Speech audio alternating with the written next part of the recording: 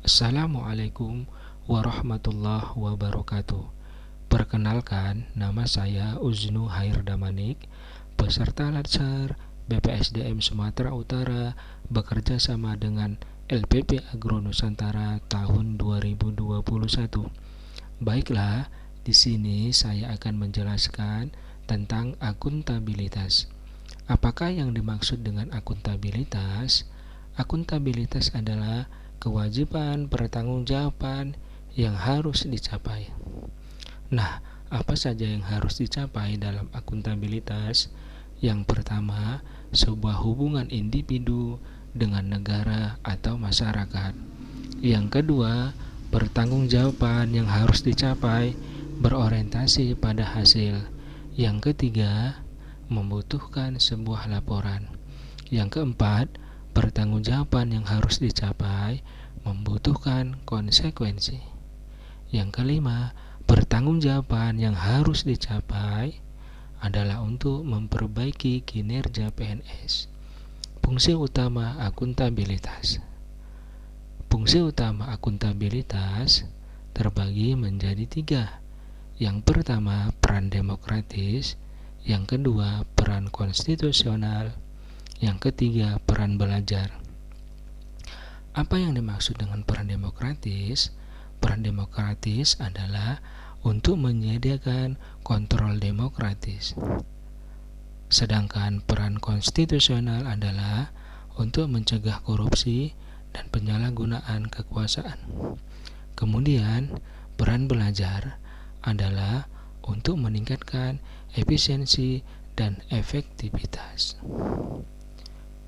Akuntabilitas terbagi menjadi 2. Yang pertama, akuntabilitas horizontal, dan yang kedua, akuntabilitas vertikal. Apakah yang dimaksud dengan akuntabilitas horizontal? Akuntabilitas horizontal adalah pertanggungjawaban kepada masyarakat luas, sedangkan akuntabilitas vertikal adalah pertanggungjawaban kepada otoritas yang lebih tinggi. Tingkatan-tingkatan akuntabilitas terbagi menjadi 5. Yang pertama, akuntabilitas personal. Yang kedua, akuntabilitas individu. Yang ketiga, akuntabilitas kelompok. Kemudian, akuntabilitas organisasi dan akuntabilitas stakeholder. Baiklah, di sini saya akan menjelaskan mengenai tentang nasionalisme. Apakah yang dimaksud dengan nasionalisme? Nasionalisme adalah rasa cinta kepada tanah air. Banyak sekali pengertian-pengertian yang membahas tentang nasionalisme. Yang pertama, nasionalisme adalah cinta pada tanah air, ras, bahasa, atau sejarah budaya bersama. Yang berikutnya, nasionalisme ialah suatu keinginan akan kemerdekaan politik, keselamatan, dan prestise bangsa. Yang ketiga, nasionalisme adalah dogma yang mengajarkan bahwa individu hanya hidup untuk bangsa dan bangsa demi bangsa itu sendiri.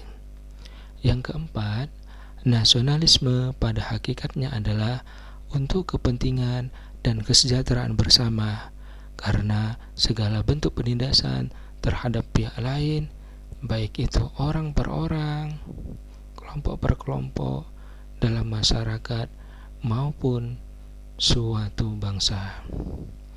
Kemudian nasionalisme adalah tidak membeda-bedakan baik suku, agama maupun ras.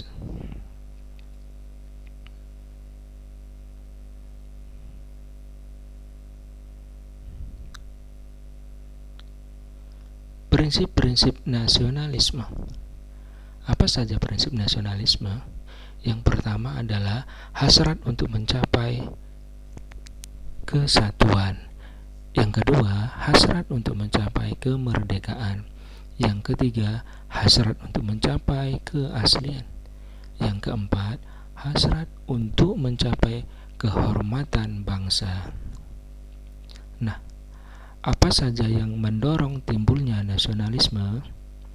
Yang pertama, adanya campur tangan bangsa lain, misalnya penjajahan dalam wilayahnya.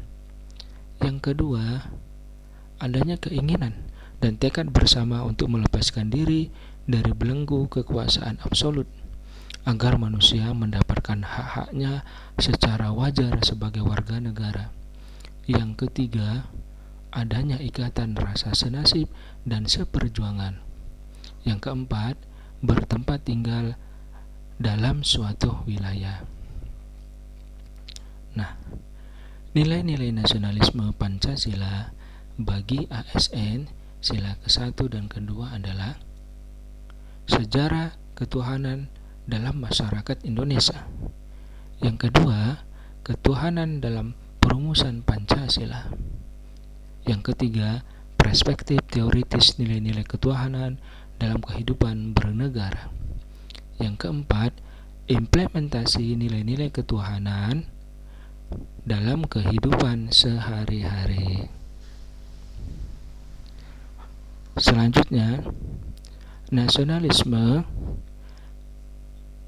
bertujuan untuk membangun kesadaran, yaitu kesadaran pemahaman, kepedulian, dan komitmen peserta diklat menjadi aparatur sipil negara yang mampu mengaktualisasikan Pancasila sebagai nilai-nilai dasar nasionalisme dalam pelaksanaan tugas dan jabatannya. Baiklah, demikianlah yang dapat saya sampaikan dalam kesempatan ini. Mudah-mudahan ada manfaatnya buat kita bersama. Lebih dan kurang saya mohon maaf. Wassalamualaikum warahmatullahi wabarakatuh.